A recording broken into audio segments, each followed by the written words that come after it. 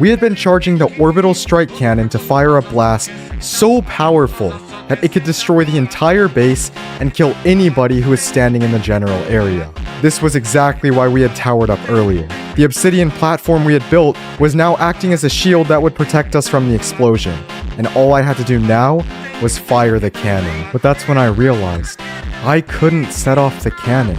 I'd forgotten to change the mirror receiver to track me, which meant the only person who could do this was Nufuli. Nufuli. I know.